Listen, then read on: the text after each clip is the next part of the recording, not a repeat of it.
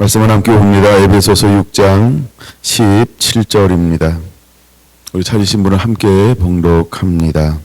구원의 투구와 성령의 검곧 하나님의 말씀을 가지라. 아멘. 갑절을 취하라 47번째, 깃발을 든 자 5번째입니다. 주님은 우리에게 구원의 투구를 쏘라 이렇게 말하고 있습니다. 구원의 투구를 써야 하는 이유는 분명합니다. 마귀의 간계를 능히 대적하기 위하여 구원의 투구를 써야 하는 것입니다. 구원의 투구를 써야 할 이유는 분명합니다. 악한 날에 너희가 능히 대적하고 모든 일을 행한 후에 서기 위하여 우리는 구원의 투구를 써야 하는 것입니다. 오늘은 시편 80편을 보려고 합니다. 시편 80편을 보면서 구원의 투구에 대해서 좀 더 묵상하고 말씀을 마무리하려고 합니다. 우리가 시편을 계속 매일매일 한 편씩 묵상하고 있습니다. 오늘은 80편이죠. 그래서 오래간만에 제가 이제 시편 두 번째로 한번 묵상을 나누어 보려고 합니다. 시편 80편 1절에서 3절을 좀 같이 봉독합니다. 요셉을 양떼같이 인도하시는 이스라엘의 목자여 주를 기울이소서. 고렙 사이에 자정하신 이여 빛을 비추소서. 에브라임과 베냐민과 므낫세 앞에서 주의 능력을 나타내사 우리를 구원하러 오소서. 하나님이여 우리를 주의 얼굴빛을 비추사 우리가 구원을 얻게 하소서. 아멘. 시편 80편은 아삽의 시 이렇게 소개가 되어지죠. 이제 시편 73편부터 83편까지 11편은 아삽의 시 해서 11편이 계속 이어지고 있습니다. 근데 아삽은 주로 어떤 시를 어떤 시편을 또 하나님 앞에 올리는가? 보통 우리가 이제 아삽 그러면은 다윗의 세 명의 이제 찬양하는 사람들이 있었는데 그 중에 한 사람이죠. 근데 아삽이 이렇게 말합니다. 인도자를 따라 소사님 에돛에 맞춘 노래 이렇게 말합니다. 소사님이라고 하는 것은 백합의 모양을 가지고 있는 백합의 모양의 형태를 가지고 있는 악기 이런 걸 말하는 것인데 그래서 증거의 백합들 이런 의미도 있습니다. 근데 이것은 북이스라엘을 배경으로 해서 내용은 북이스라엘을 배경으로 해서 하나님 앞에 중보하는 노래하는 그런 시입니다. 그래서 여기 이렇게 80장 1절에 이렇게 말하죠. 요셉을 양떼같이 인도하시는 이스라엘의 목자여 귀를 기울이소서라고 말입니다. 지금 북이스라엘이 어떤 상태가 된 상태냐 하면 하나님을 멀리 떠났어요. 그래서 멸망할 수밖에 없는 그 풍전등화에 놓여 있습니다. 그래서 하나님을 향해서 호소하고 있는 거죠. 하나님 우리를 불쌍히 여기주세요. 우리를 긍휼히 여겨주세요.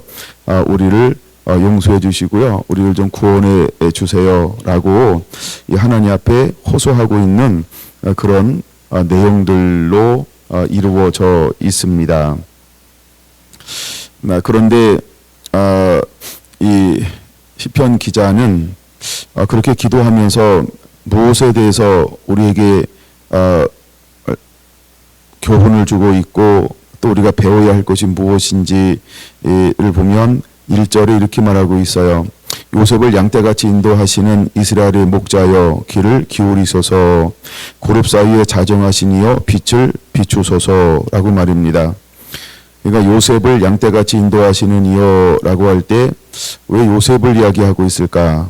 두 번째 이스라엘의 목자요라고 말하면서 이제 북이스라엘과 남유다로 나누는데 북이스라엘을 상징하는 이스라엘이요 이렇게 말하고 있고 그 다음에 2절에 보면 에브라임과 베냐민과 므낫세 앞에서 주의 능력을 나타내사 우리를 구원하러 오소서라고 말하면서 요셉의 아들인 에브라임과 므낫세, 그 다음에 이제 같은 엄마의 아들이었던 동생이죠. 베냐민, 이렇게 세 사람의 이름을 대고 있습니다.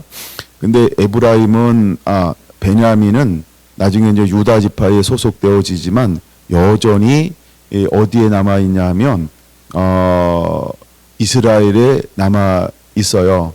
뭐 예를 들어 여리고라든가 길갈이라든가 베델이라든가 이게 다 이제 베냐민 지파 땅인데도 불구하고 이제 북이스라엘에 소속이 되어져 있었죠. 왜냐하면 사람들만 내려왔기 때문에 하여간 이런 것이 이제 어떤 팩트가 있고요. 그러면서 여기는 뭐라고 부르냐면 에브라임은 이제 요셉의 장자, 나중에 이제 영적 장자가 되죠. 원래 므낫세가 장자인데 므낫세가 범죄함을 통해서 영적 장자를 에브라임으로 합니다. 그래서 여호수아도 에브라임 지파고 또 에브라임이 가장 인구수가 많고 또 장자니까 2배의 축복을 받기도 하고 뭐 여러 가지 하여간 그런 의미가 있고요. 그래서 에브라임과 베냐민과 므낫세 이렇게 말하고 있고 또 1절은 뭐로 시작한다? 요셉을 양떼같이 인도하시는 이여 하면서 특별히 요셉이라고 하는 이름을 선두에 놓고 있는 것을 볼 수 있어요. 그래서 약간 그런 배경을 가지고 있습니다. 근데 지금 북이스라엘이 어떤 상태가 되었냐 하면 범죄의 하나님을 떠났어요. 크게 이제 범죄는 두 가지로 말합니다. 하나는 우상숭배의 범죄고 하나는 불순종의 범죄를 말합니다. 그래서 여호와 하나님을 뭐라고 표현하고 있냐면 이스라엘의 목자로 그를 표현하고 있죠. 근데 똑같이 아삽의 시인데 79편 13절 보면은 이스라엘 백성들을 뭐로 비유하고 있어요? 우리는 주의 백성이요 주의 목장의 양이니 하면서 이스라엘 백성들을 양으로 표현하고 있어요. 그래서 이제 80편 1절에는 여호와 하나님을 뭐로 표현하고 있냐면 우리의 목자요라고 말하고 있어요. 그러니까 목자요라고 표현하고 있어요. 그러면서 귀를 기울여 주세요. 이렇게 말합니다. 그 다음이 굉장히 중요한데 그룹 사이에 자정하시니요 빛을 비추소서 이렇게 말합니다. 여기서 말하는 그룹 사이라고 하는 건 뭘 말하냐 하면 법궤, 언약궤라고 말하죠. 언약궤에 있는 그 상판에 보면 두 천사가 날개를 이렇게 하고 있죠. 이거를 말하는 거예요. 그 가운데를 우리가 속죄소, 지성소라고 말하는데 그룹 사이 그러면 천사 두 그룹 그 사이에 자정하소서. 그럼 여기가 지성소 시은자인데 이것은 무엇을 상징한 곳이냐면 하나님이 임재하시는 곳, 하나님의 보좌가 있는 곳, 하나님이 함께 하셔서 통치하고 지배하고 다스리는 곳. 그다음에 이런 의미도 있죠. 보호하고 돌보시고 인도하시는 하나님, 이런 의미도 있어요. 보호하시는 하나님, 인도하시는 하나님, 돌보시는 하나님. 그래서 그를 이스라엘의 목자요라고 말하면서 그를 무엇에 비유하냐면 그룹 사이에 자정하시니요 빛을 비추소서. 그래서 이스라엘 백성들이 빛이 구름이 움직일 때마다 함께 움직였던 것처럼, 그래서 인도하고 보호하시고 돌보심을 받았던 것처럼 그것을 추억하면서 이제 하나님을 향하여 찬양을 하고 있는 거죠. 그럼 또다시 여기에는 뭐가 포함되어진 거냐면 이제 이스라엘이 하나님을 불순종해서 멀리 떠났어요. 우상 숭배함을 통해서 멀리 떠났어요. 불순종함으로 멀리 떠났어요. 그래서 다시 돌아와서 우리를 긍휼히 여겨주세요 라고 이제 이런 방향성을 가지고 기도하고 있는 것입니다. 그러면서 이제 3절이나 7절이나 19절은 세 번에 걸쳐서 거의 비슷한 기도를 하고 있죠. 한번 3절 먼저 읽어볼까요?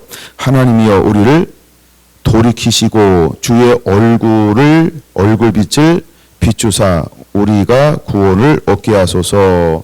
이렇게 기도하고 있고요. 7절 만군의 하나님이여 우리를 회복하여 주시고 주의 얼굴의 강체를 비추사 우리가 구원을 얻게 하소서. 19절 같이 읽습니다. 만군의 하나님 여호와여 우리를 돌이켜 주시고 주의 얼굴의 강체를 우리에게 비추소서 우리가 구원을 얻으리이다. 할렐루야. 자, 그러면서 이 시편 기자는 무엇에 대해서 하나님 앞에 호소하고 있냐 하면 우리를 구원해 달라고 호소하고 있는 것을 볼 수 있어요. 자, 그러면서 3절에는 그분을 뭐라고 부르고 있죠? 하나님이여 하면서 엘로힘 이렇게 부르고 있어요. 그 다음에 7절에는 하나님을 뭐라고 부르고 있어요? 만군의 아버지여 하면서 엘로힘 체바우트 만군 체바우트 그래서 만군의 하나님 이렇게 부르고 있어요. 그 다음에 19절에는 그분을 뭐라고 부르고 있어요? 만군의 하나님 여호와여 여호와 엘로힘 체바우트 이렇게 그를 부르고 있는 거예요. 그냥 가면 갈수록 하나님의 이름이 좀 더 이렇게 길어지고 있는 것을 볼 수 있어요. 엘로힘은 엘로힘의 하나님. 우리가 이제 창세기 1장 1절에 엘로힘의 하나님, 하나님이 천지를 창조할 때 엘로힘 그래서 하나님, 창조하신 하나님, 근본 되시는 하나님, 그 하나님을 먼저 부르고 있어요. 그러면서 두 번째는 어떻게 부르고 있냐면 만군의 여호와여, 여호와 만군의 하나님이여 하면서 그를 체바우트. 보통 이 체바우트라고 하는 것을 쓸 때는 언제 쓰냐 하면 군대를 말하기도 하고 전쟁을 말하기도 합니다. 그래서 하늘의 군사들 이런 의미도 있고 그래서 하나님은 만군 그럴 때는 그러니까 군대로 임하시는 하나님, 전쟁에 능한 자로 임하시는 하나님으로 우리가 할 때 보통 만군의 여호와여, 만군의 하나님 여호와여 이렇게 만군으로 표시 그렇게 부를 경우가 굉장히 많죠. 다윗이 전쟁을 나갈 때도 나갈 때 무엇이라고 하면서 나가나요? 나는 만군의 주 여호와 하나님의 이름으로 내게 나아가노라 할 때 만군의 주 여호와 만군 군대 대신 하나님 여호수아 5장에 하나님이 어떤 모습으로 현현하시죠? 군대 장관의 모습으로 현현하시는 것처럼 그 전쟁에 능한 여호와 하나님으로 이제 부르고 두 번째는 부르고 있습니다. 더 나아가 마무리하면서 그를 어떤 하나님으로 부르고 있냐 하면 이제는 만군의 하나님 여호와여 하면서 이렇게 부르고 있는 것을 볼 수 있어요. 자, 그 다음에 이제 또 하나 우리가 살펴볼 것이 있는데 1절 마지막 부분에 그룹 사이에 자정하신 이여 무엇을 비추소서 빛을 비추소 할 때 빛으로 나타날 때는 보통 어떨 때 하나님이 나타나냐 하면 무엇인가 이렇게 단순히 영광을 드러내는 것보다도 영광을 드러내는데 어떤 상황에서 영광을 드러내냐 하면 그 대적을 파쇄할 때 빛으로 이게 드러내는 경우 그래서 이 용어는 어떤 의미를 가지고 있냐 하면 전쟁 상황 가운데로 연결하는 표현이라고 하는 것이죠. 그래서 빛 가운데 빛을 비추소서라고 그래서 그룹 사이에 자정하신 이여 빛을 비추시옵소서라고 하는 것은 이 빛이 이 표현은 전쟁 상황 가운데로 연결하면서 이제 하나님께서 이곳에 임하셔서 모든 대적을 멸하소서 이런 의미가 그 속에 포함되어져 있는 것입니다. 자 그러면서 이제 이 시편 기자는 3절에 끊임없이 무엇을 하나님 앞에 호소하고 있냐 하면 하나님이여 3절 우리를 돌이키시고라고 하는 것은 우리를 회복시키소서 우리를 회복시켜 주시옵소서 이렇게 호소하는 겁니다. 우리가 회복해다기 원하는 거죠. 그러니까 이 시편 기자는 아는 거예요. 우리의 능과 힘으로는 돌이킬 수 있는 방법이 없으니까 하나님이 은혜를 베풀어서 긍휼을 베풀어서 자비를 베풀어서 하나님 우리를 회복시켜 주시옵소서 하고 하나님 앞에 호소하고 있는 것입니다. 그러면서 주의 얼굴 빛을 비추사 우리가 구원을 얻게 하소서 하면서 무엇을 비춰달라고 말씀하고 있죠? 하나님의 얼굴 빛을 비춰주시옵소서 하면서 그 얼굴 빛을 비춰달라 이렇게 하나님 앞에 호소하고 있는 것을 볼 수 있습니다. 그러면 하나님의 얼굴이라고 하는 것은 무엇일까? 어떤 의미가 있을까 할 때 언어는 파네카라고 하는 히브리어예요. 파네카라는 히브리어인데 이 언어는 하나님의 공의, 하나님의 은총, 하나님의 자비, 하나님의 긍휼을 말할 때 하나님 얼굴을 비춰주시옵소서라고 이렇게 얼굴을 비춰주옵소서라고 사용하는 것입니다. 그래서 하나님의 얼굴 그럴 때는 하나님 우리를 하나님 공의의 하나님으로 임하시옵소서, 자비의 하나님으로 임하시옵소서, 은혜의 하나님으로 임하시옵소서, 궁휼의 하나님으로 임하시옵소서 할 때 주의 얼굴을 내게 비춰주시사 나를 궁휼히 여겨 주옵소서라고 하는 거예요. 그래서 그렇게 하나님의 얼굴을 비춰달라고 지금 호소하고 있는 거예요. 그럼 하나님의 얼굴을 비춰준다라고 하는 말은 무슨 말이에요? 주여, 우리가 죄인입니다. 우리가 용서받을 수 없는 죄인입니다. 죄 가운데 죽을 수밖에 없는 죄인이 되었습니다. 이제 우리가 풍전등하에 놓여 있습니다. 이 나라가 위급합니다. 하나님의 은혜가 아니고 긍휼이 아니고 자비가 아니고 은총이 아니면 하나님, 우리는 저 대적 앞 이방인에게 모든 것을 다 빼앗기고 잃어버릴 수가 없습니다. 주는 돌이키시고 얼굴 빛을 비춰서 우리를 저 대적으로부터 우리를 구원해 주시옵소서, 이렇게 기도하고 있는 거라는 거예요. 내용이. 근데 이 기도를 연거푸 몇 번 하고 있냐 하면 3번에 걸쳐서 그렇게 얼굴 빛을 비추사 우리를 구원하여 주시옵소서. 그러니까 하나님, 우리를 긍휼히 여겨주세요. 우리에게 자비를 베풀어 주세요. 하나님, 우리에게 하나님의 은총을 더해 주세요. 공의의 하나님, 우리를 불쌍히 여겨주세요 하면서 여호와의 얼굴을 이렇게 구하고 있다라고 하는 것입니다. 예, 그 기도가 반복이 되어지는 것이 이제 7절도 같이 기도하죠. 7절도 볼까요? 만군의 하나님이 우리를 회복하여 주시고 주의 얼굴의 강체를 비추사 우리가 구원을 얻게 하소서. 동일하게 이렇게 기도하는 거죠. 예, 얼굴을 비춰주시옵소서, 하나님의 공의를 비춰주시옵소서, 우리를 은총을 베풀어 주시고 우리에게 자비를 베풀어 주시고 우리를 궁휼하게 여겨주셔서 저 대적, 이방인의 대적으로부터 하나님 우리를 구원해 주세요. 지금 이방인들이 이스라엘이 범죄함으로 하나님이 이방 손에 붙이니까 그들이 이스라엘 향하여 어떤 모습을 취하고 있나요? 어떤 모습을 취하고 있나요? 그들이 취하고 있는 모습을 보면 4절 이렇게 볼까요? 만군의 하나님 여호와여, 주의 백성의 기도에 대하여 어느 때까지 노하시리이까? 지금 하나님은 이스라엘 백성들을 향해서 어떤 모습을 노골적으로 드러낸 걸 이방인도 다 알고 있어요. 그렇죠? 노를 바라고 있는 거, 하나님이 이스라엘 향해서 분노하시는 거, 노를 바라고 있는 걸 다 알아요. 그래서 이스라엘 백성들이 5절 눈물이 무엇이 되었어요? 예, 양식이 되었어요. 그 많은 눈물을 그들은 음료가 되었어요. 그러니까 그들은 종일 이제는 그 멸망 앞에 어떤 모습으로 서고 있어요? 매일매일 눈물 짓는, 예, 눈물의 빵을 먹고 있는 것이죠. 그 다음에 6절 우리 안에서 다툼거리가 되게 하시니, 그래서 그들 안에서는 끊임없이 무엇만 일어나고 있어요? 자중질환, 서로 다툼과 분열이 일어나고 있는 거죠. 어쩌면 오늘날 교회가 이렇게 싸우고 있다라고 하는 것은 그 교회가 타락했다라고 하는 표징입니다. 그 교회가 타락했다는 표징이에요. 여러분, 교회 안에서 싸움이 많은 이유는 그 교회가 타락했다, 이런 것의 증거인 것을 6절을 통해서도 우리에게 보여주고 있죠. 더 나아가 그들은 이방인에게 어떤 모습으로 비춰지고 있나요? 우리의 원수들이 서로 비웃나이다. 조롱거리가 되었다는 거예요. 조롱거리가 되었어요. 그래서 시편 기자는 하나님 앞에 얼굴을 구하면서 긍휼을, 자비를, 용서를, 우리를 불쌍히 여달라고 하나님 앞에 호소하고 있는 모습인 것입니다. 그런 모습을 지금 시편 기자가 하나님 앞에 노래하는 건데, 그러니까 한마디로 말하면 이것은 애가예요. 애가. 예, 시편 80편은 애가라고 학자들은 분류를 합니다. 이거는 애가죠. 통곡하는 노래죠. 이제 8절부터 보면은 원래 하나님은 이스라엘을 이스라엘을 하면은 나무로, 어떤 나무죠?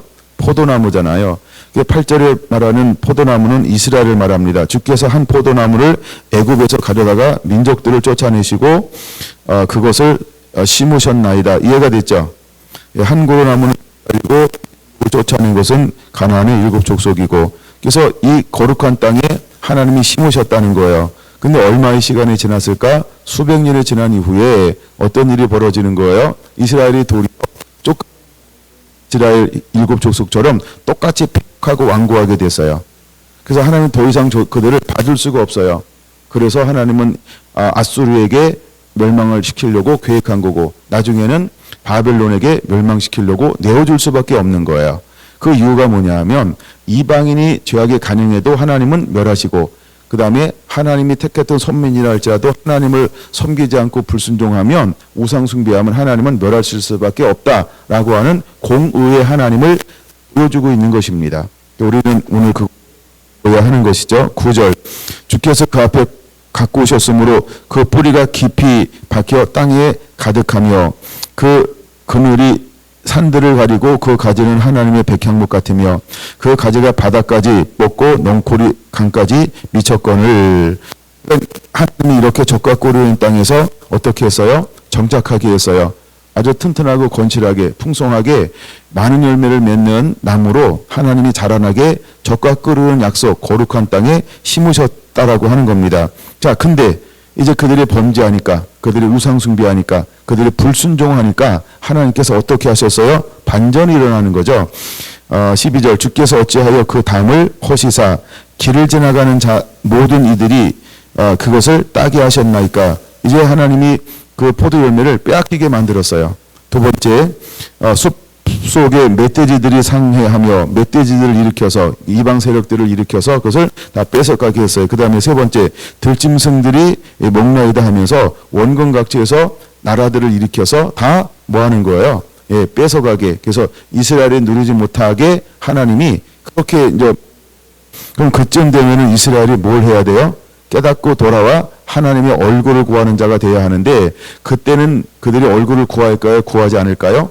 얼굴을 구하지 않습니다. 북이스라엘이 하나님의 얼굴을 구합니까? 얼굴을 구하지 않아요. 나중에 남유다는 하나님의 얼굴을 구합니까? 하나님의 얼굴을 구하지 않죠. 그래서 누가 대신해서 지금 얼굴을 구하는 기도를 하고 있는 거예요? 시편의 기자가요.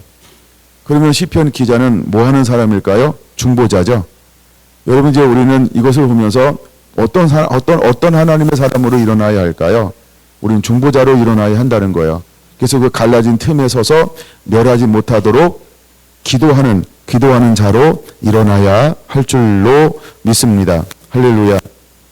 제가 말씀을 많이 찾아보지 않아도 여러분들이 이 부분을 좀 이해할까요? 몇 군데만 한번 찾아보겠습니다. 먼저 얼굴을 구한다라고 할 때, 우리가 언제 얼굴을 구하는가라고 할 때요, 하나님은 제사장들이 기도할 때 얼굴을 구하는 기도를 하라고 민수기 6장에 말씀하고 있습니다. 민수기 6장 굉장히 유명한 기도 중에 하나인데 함께 같이 보려고 합니다.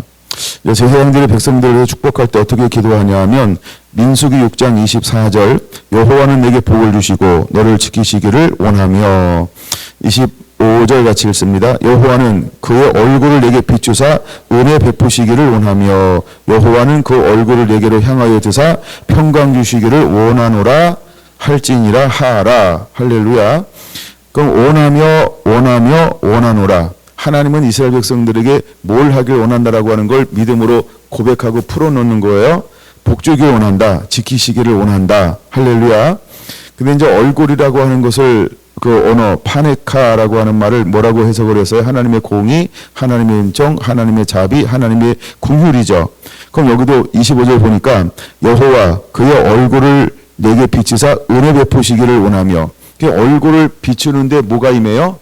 하나님의 은혜가 임하는 거예요. 그러니까 얼굴과 얼굴을 대면할 때 하나님의 은혜를 베푸는 거죠. 예. 그 다음에 26절에 보면은 얼굴을 내게로 향하여 대사 뭘 주길 원하노라?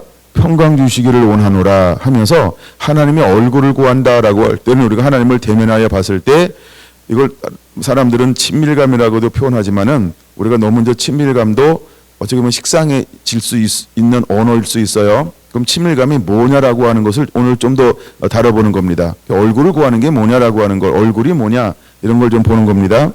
그러면 얼굴을 구할 때 하나님 우리에게 뭘 주는 거예요? 은혜를 베풀죠. 얼굴을 구할 때 하나님께서 우리에게 뭘 주는 거예요? 평강을 주시는 거죠. 얼굴을 우리가 볼 때 하나님 우리에게 뭘 주는 거예요? 용서함을 주는 거고, 자비를 주는 거고, 공유를 주는 거고, 하나님의 은혜를 주는 거고. 얼굴을 본다라고 하는 또 어떤 의미겠냐 하면 가장 중요한 것 중에 하나가 공의의 하나님, 예, 공의의 하나님, 정의의 하나님 되어야 됩니다.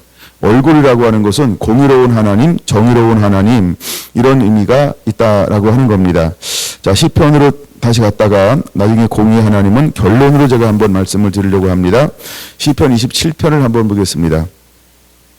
몇 군데만 찾아볼 거예요. 시편 27편에 보니까 무엇을 찾으라고 말하고 있냐 하면 7절 봅니다. 27장 7절 여호와여 내가 소리내어 부르짖을 때에 들으시고 또한 나를 궁휼히 여기사 응답하소서. 너희는 내 얼굴을 찾으라 하실 때에 내가 마음으로 주께 말하되 여호와여 내가 주의 얼굴을 찾으리다 하였나이다. 주의 얼굴을 내게서 숨기지 마시고 주의 종을 노하여 버리지 마소서. 주는 나의 도움이 되셨나이다. 나의 구원의 하나님이여 나를 버리지 마옵시고 나를 떠나지 마소서 하면서 그가 무엇으로 내게 응답하기를 원하면서 얼굴을 구하고 있어요? 7절 궁휼히 여기사. 그러니까 얼굴을 구하는 이유는 왜 얼굴을 구하는 거예요? 내가 궁휼히 여김을 받으려고요. 이게 이해가 돼야 됩니다. 우리가 얼굴을 구한다라고 하는 이 파네카라고 하는 말은 하나님의 공의, 하나님의 자비, 하나님의 은총, 하나님의 궁휼, 은총, 자비, 공의 이런 것들이 하나님의 얼굴을 구한다는 더 깊이 들어간 의미라고 하는 거예요. 그럼 우리가 하나님과 좀 더 친밀해졌을 때 거기서 우리가 무엇을 얻는 거예요? 하나님의 공의이신 하나님으로 옷 입는 거고 하나님의 긍휼의 하나님으로 옷 입는 거고 자비의 하나님으로 옷 입는 거고 하나님의 은혜의 긍휼의 하나님으로 옷 입는 거고 그래서 나를 긍휼히 여기서 응답하소서 하면서 우리가 얼굴을 찾는 이유가 무엇인지에 대해서 구체적으로 설명하고 있는데 내게 긍휼을 베풀어 주세요. 우리가 얼굴을 구하는 데게 하나님은 긍휼을 베풀어 준다라고 하는 겁니다. 앞으로 넘어가서 24편을 봅니다. 24편 6절 한번 보겠습니다. 24편 6절 시작.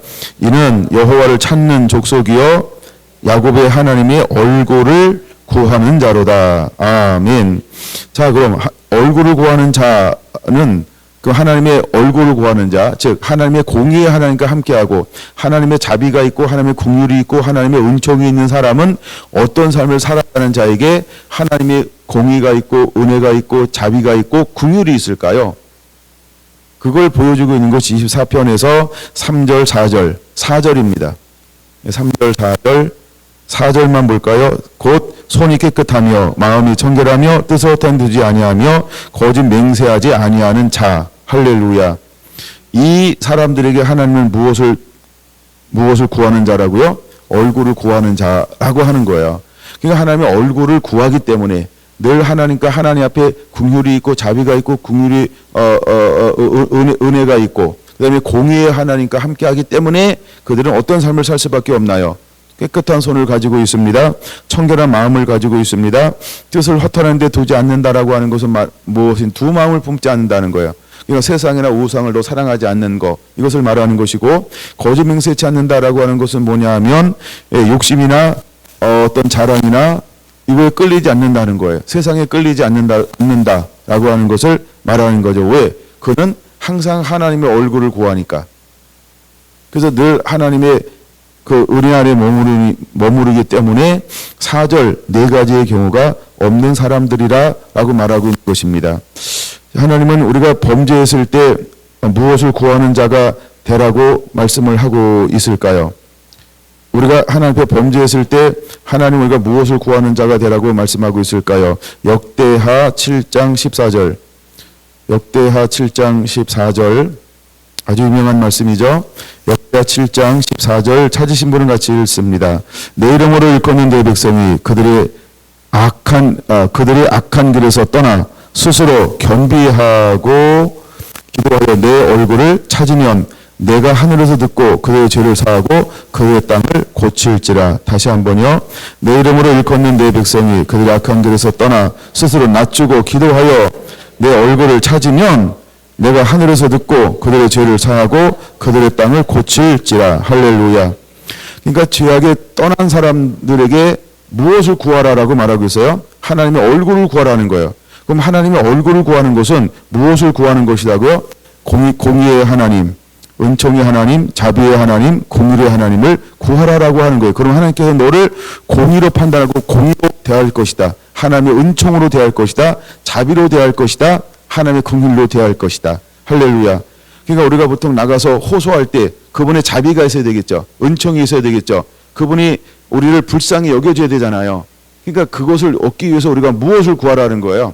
하나님의 얼굴을 구하는 거죠. 그럼 하나님의 얼굴을 구한다라고 하는 것은 뭘 전제로 하는 거예요? 손이 깨끗하게 살겠습니다. 이제 마음을 청결하게만 살겠습니다.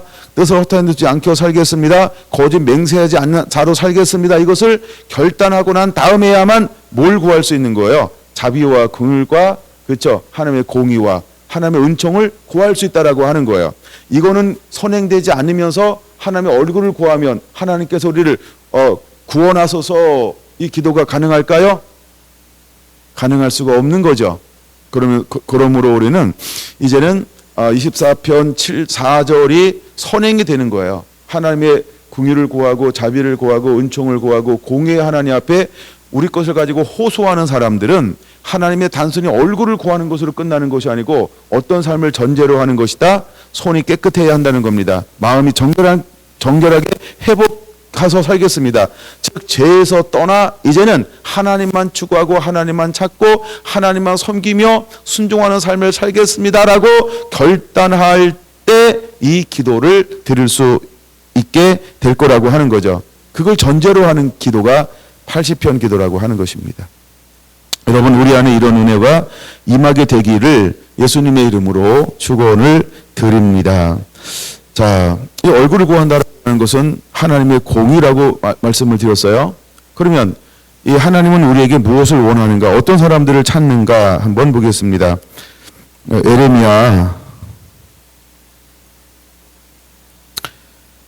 에레미야로 한번 보겠습니다. 에레미야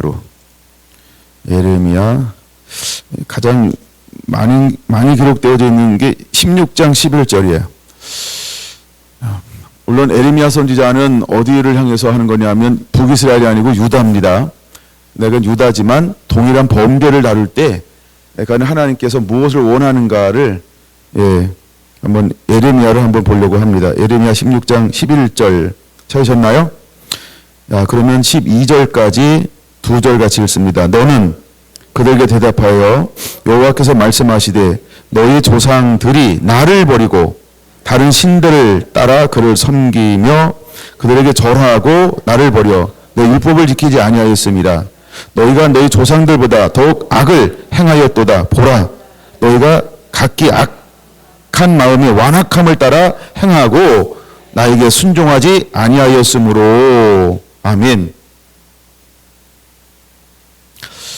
여기 이제 북이스라엘이나 남유다가 범한 죄를 크게 두 가지로 이야기한다고 그랬어요. 그 중에 하나가 뭐냐 하면 일단 11절로 보면 나를 버리고 하나님을 버린 거예요. 두 번째가 뭐라고요? 다른 신들을 따라 그들을 섬기며 우상숭배죠. 이게 이스라엘의 죄고 이게 유다의 죄입니다. 그리고 이것이 오늘날 한국교회의 죄가 될 수 있고 성결한 교회의 죄가 될 수 있고 각 개인의 죄가 될 수 있어요. 그래서 하나님이 우리가 얼굴을 구하는데 그냥 구하는 게 아니고 하나님 얼굴 빛을 비춰서 우리를 구원하소서. 얼굴 빛을 비춰준다고 살까요? 그 얼굴 빛이 첫 번째가 어떤 의미가 있다고요? 공의예요. 공의는 모두가 다 똑같다 이런 의미가 있는 거예요. 예? 구하면 그래 너는 구하니까 그냥 봐줄게. 그런 게 아니고 공의는 똑같다 이 말이에요. 공평하신 하나님 똑같은 거예요. 그게 공의라는 거예요. 우리가 얼굴 빛을 비칠 때 죽을 수도 있고 살 수도 있어요. 그러니까 얼굴을 구할 때 전제가 뭐가 돼야 된다? 24편 4절이 돼야 된다는 거예요. 손을 깨끗이 마음을 청결하게 뜻을 허탄에 두지 아니하고 거짓 맹세치 아니함으로 회복이 된 상태에서 얼굴을 구해야 한다는 거죠. 근데 시편 기자는 지금 북이스라엘을 향하여 뭘 구하고 있는 거예요?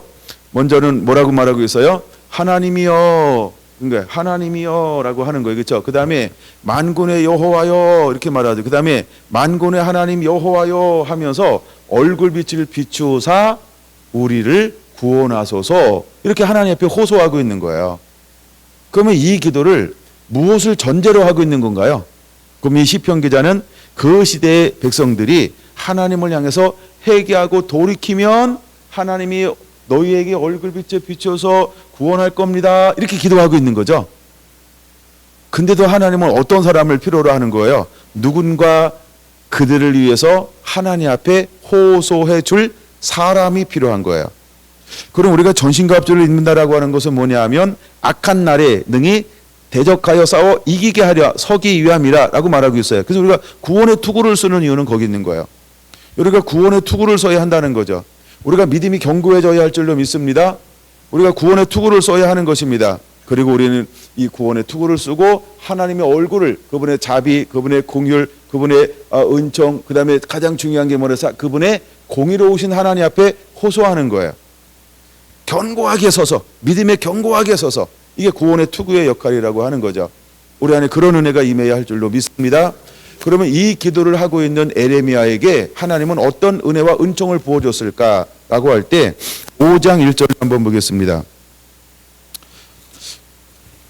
제가 한참 30대 때 이 말씀을 읽다가 너무 크게 은혜 받은 적이 있어요. 이거는 30대 초반인데 이 1장을 읽다가 제가 이제 경주를 놓고 기도하는데 이 말씀이 그렇게 은혜가 되는 거예요. 물론 내가 그 상태라 뭐 이런 건 아니고 하여간 이 말씀이 굉장히 은혜가 된 적이 있어요. 같이 한번 읽어볼까요? 에레미야 5장 1절입니다. 시작. 너희는 예루살렘 거리로 빨리 다니며 그 넓은 거리에서 찾아보고 알라. 너희가 만일 정의를 행하며 진리를 구하는 자를 한 사람이라도 찾으면 내가 이 성읍을 용서하리라. 할렐루야. 그럼 하나님의 전제 조건은 뭐냐면 용서에 있다는 거예요. 긍휼에 있다는 거예요. 자비에 있다는 거예요. 하나님의 은총을 베푸기 원한다는 거예요. 근데 어떻게? 공평하게, 공의롭게. 야, 내가 공의롭게 은혜를 베풀 수 있도록 한 사람만 찾아봐. 이걸 요구하는 거예요. 공평하신 하나님, 공의로우신 하나님, 공의의 하나님, 공법을 물같이 정의를 하수같이 우리가 의의 흉배를 입으라라고 할 때 이걸 내가 공평이라고 그랬어요. 공의의 하나님이라고 그랬어요. 그런 것처럼 하나님은 공평의 공의로운 하나님이라는 거예요. 그래서 하나님은 에레미야에게 야, 저 빨리 애굽의 예루살렘의 거리로 나가서 한 사람만 찾으라는 거예요. 한 사람. 어떤 한 사람?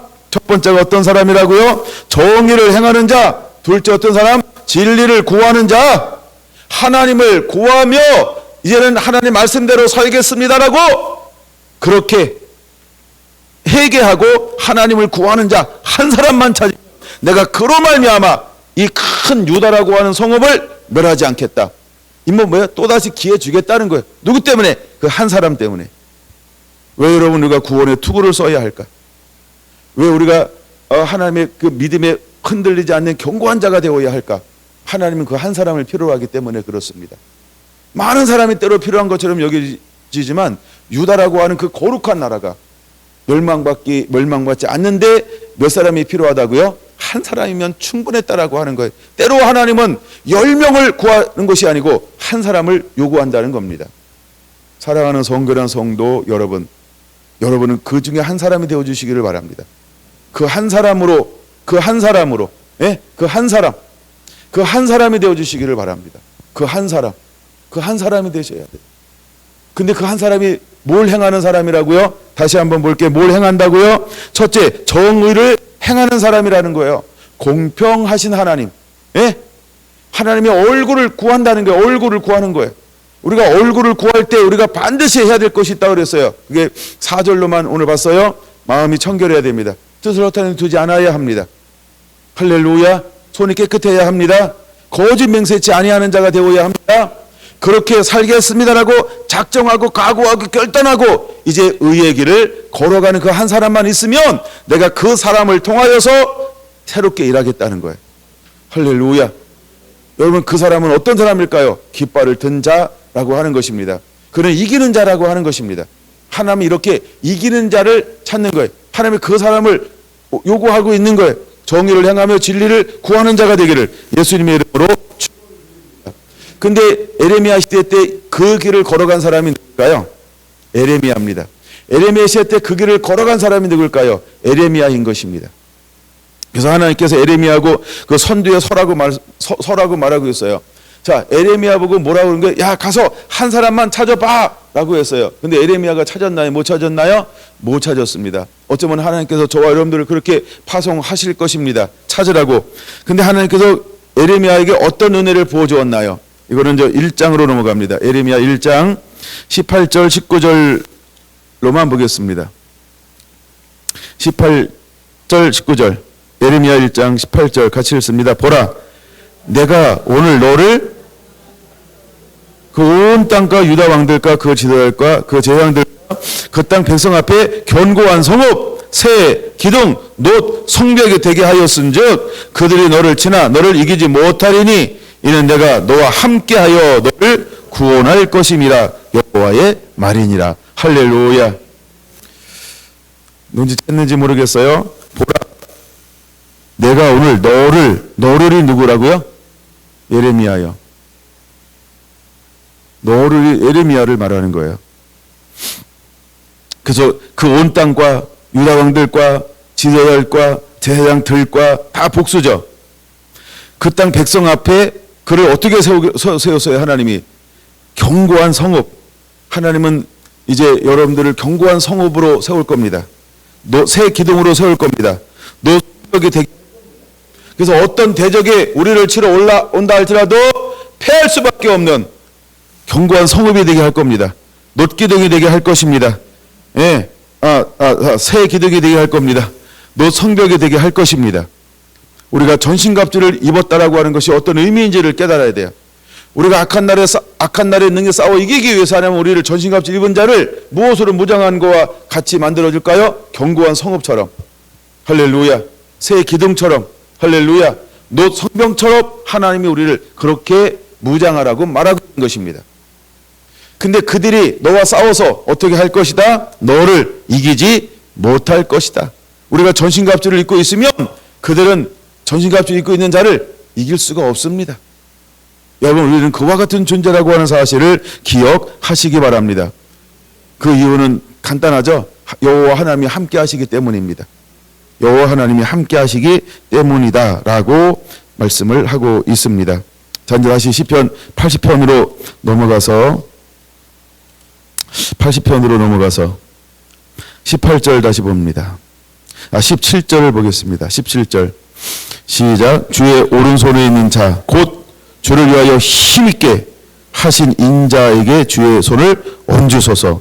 그리하시면 우리가 주에게서 물러가지 아니하오리니 우리를 소생하게 하소서. 우리가 주의 이름을 부르리이다. 할렐루야. 그는 호소하고 있는 거예요. 이 예레미야 같은 중재자는 하나님 앞에 호소하고 있는 거예요. 여호와여, 손을 우리에게 얹어 주시옵소서. 그리하면 우리가 소생돼서 주님을 부르게 될 것입니다. 하나님의 손이 함께하는 자 누구일까요? 이제 여러분, 우리는 하나님 앞에 진리를 구하며 정의를 행하는 자, 공의를 행하는 자가 되어야 할 줄로 믿습니다. 공의를 행하며 진리를 구한 자 한 사람만 있으면 이라고 했던 것처럼 하나님이 그 사람을 찾으시고 있는 거예요. 그 사람은 이기는 자인 것입니다. 그 사람은 구원의 투구를 쓴 자인 것입니다. 그래서 여러분 모두가 이기는 자가 되기를 예수님의 이름으로 축원을 드립니다. 기도하겠습니다.